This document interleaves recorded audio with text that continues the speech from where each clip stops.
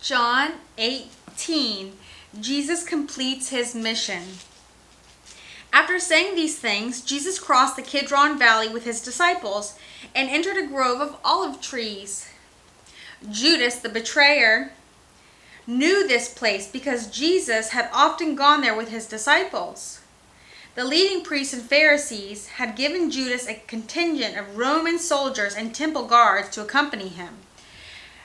Now, with blazing torches, lanterns, and weapons, they arrived at the olive grove. Jesus fully realized all that was going to happen to him, so he stepped forward to meet them. "Who are you looking for?" "Jesus the Nazarene," they replied. "I am he," Jesus said. Judas, who betrayed him, was standing with them. As Jesus said, "I am he," they all drew back and fell to the ground. I'm not surprised. Once more he asked them, "Who are you looking for?" And again they replied, "Jesus the Nazarene." "I told you I am he," Jesus said, "and since I am the one you want, let these others go." He did this to fulfill his own statement, "I did not lose a single one of those you have given to me." Then Simon Peter drew a sword and slashed off the right ear of Malchus, the high priest's slave.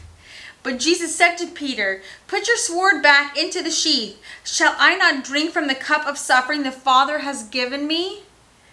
So the soldiers, their commanding officer, and the temple guards arrested Jesus and tied him up. First they took him to Annas. I should know how to say that. Annas, since he was the father-in-law of Caiaphas, the high priest at the time. Caiaphas was the one who had told the other Jewish leaders, "It's better that one man should die for the people." Simon Peter followed Jesus, as did another of the disciples. The other disciple was acquainted with the high priest, so he was allowed to enter the high priest's courtyard with Jesus. Peter had to stay outside the gate. Then the disciple who knew the high priest spoke to the woman watching at the gate, and she let Peter in. The woman asked Peter, "You're not one of the man's disciples, are you?" "No," he said, "I am not." Because it was cold, the household servants and the guard had made a charcoal fire. They stood around it, warming themselves, and Peter stood with them, warming himself. Inside, the high priest began asking Jesus about his followers and what he had been teaching them. Jesus replied, "Everyone who knows what I teach, I have preached regularly in the synagogues and the temple, where the people gather. I have not spoken in secret. Why are you asking me this question? Ask those who heard me. They know what I said." Then one of the temple guards standing nearby slapped Jesus across the face. "Is that the way to answer the high priest?" he demanded. "Whew." Jesus replied, "If I said anything wrong, you must prove it. But if I am speaking the truth, why are you beating me?" Then Annas bound Jesus and sent him to Caiaphas, the high priest. Meanwhile, Simon Peter was standing by the fire, warming himself. They asked him again, "You're not one of the disciples, are you?" He denied it, saying, "No, I am not." But one of the household slaves of the high priest, a relative of the man whose ear Peter had cut off, "Didn't I see you out there in the olive grove with Jesus?" Again, Peter denied it. And immediately a rooster crowed. Jesus' trial before Caiaphas ended in the early hours of the morning. Then he was taken to the headquarters of the Roman governor. His accusers didn't go inside because they would defile them, and they wouldn't be allowed to celebrate Passover. So Pilate, the governor, went out to them and asked, "What is your charge against this man?" "We wouldn't have handed him over to you if we weren't a criminal." "If he weren't a criminal," they retorted, "then take him away and judge him by your own law," Pilate told them. "Only the Romans are permitted to execute someone," the Jewish leaders replied. This fulfilled Jesus' prediction about the way he would die. And Pilate went back into his headquarters and called for Jesus to be brought to him. "Are you the king of the Jews?" he asked him. Jesus replied, "Is this your own question, or did others tell you about me?"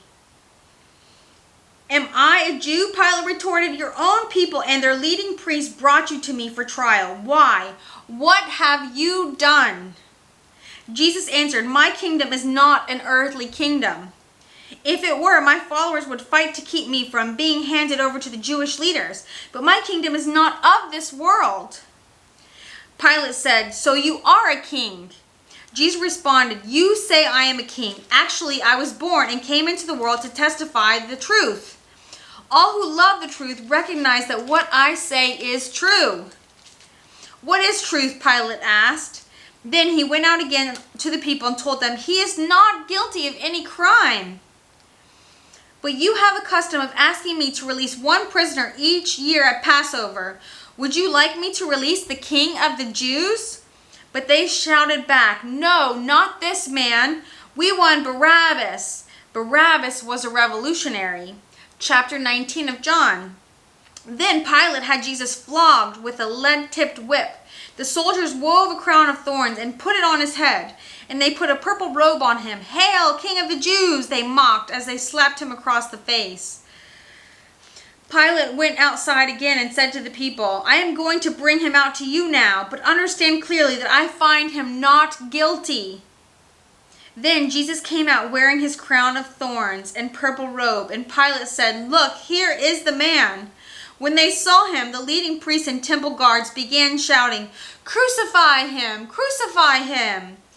"Take him yourselves and crucify him," Pilate said. "I find him not guilty." The Jewish leaders replied, "By our law he ought to die because he called himself the Son of God." When Pilate heard this, he was more frightened than ever. He took Jesus back into the headquarters again and asked him, "Where are you from?" But Jesus gave no answer. "Why don't you talk to me?" Pilate demanded. "Don't you realize that I have the power to release you or crucify you?" Then Jesus said, "You would have no power over me at all unless it was given to you from above. So the one who handed me over to you has the greater sin." Then Pilate tried to release him, but the Jewish leaders shouted, "If you release this man, you are no friend of Caesar. Anyone who declares himself a king is a rebel against Caesar." When they said this, Pilate brought Jesus out to them again. Then Pilate sat down on the judgment seat on his platform that is called the Stone Pavement, in Hebrew, Gabbatha. It was now about noon on the day of preparation for Passover, and Pilate said to the people, "Look, here's your king." "Away with him," they yelled. "Away with him! Crucify him!" "What? Crucify your king?" Pilate asked. "We have no king but Caesar," the leading priest shouted back. Then Pilate turned Jesus over to them to be crucified. So they took Jesus away. Carrying the cross by himself, he went to the place called the Place of the Skull, in Hebrew, Golgotha. There they nailed him to the cross. 2 others were crucified with him, one on either side, Jesus between them.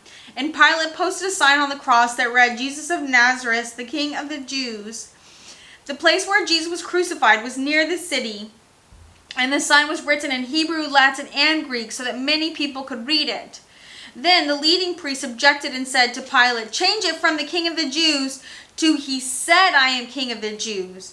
Pilate replied, "No, what I have written, I have written." When the soldiers had crucified Jesus, they divided his clothes among the 4 of them.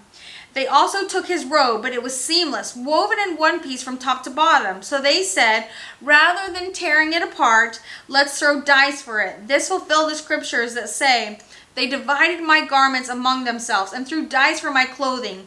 So that is what they did.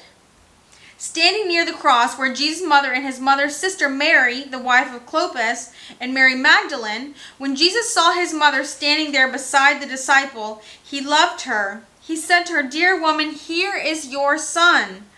And he said to this disciple, "Here is your mother." And from then on, the disciple took her into his home. Jesus knew that his mission was now finished, and to fulfill scripture, he said, "I am thirsty." A jar of sour wine was sitting there, so they soaked a sponge in it, put it on a hyssop branch, and held it up to his lips. When Jesus tasted, he said, "It is finished." Then he bowed his head and gave up his spirit.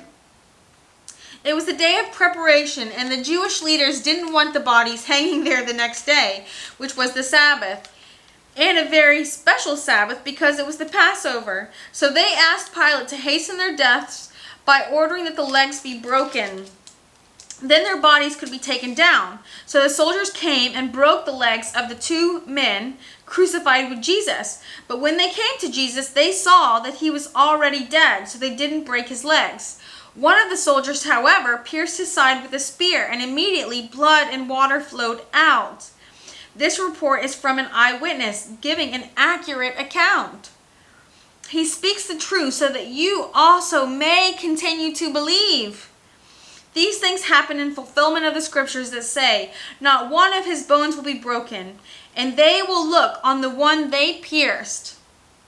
Afterward, Joseph of Arimathea, who had been a secret disciple of Jesus, because he feared the Jewish leaders, asked Pilate for permission to take down Jesus' body.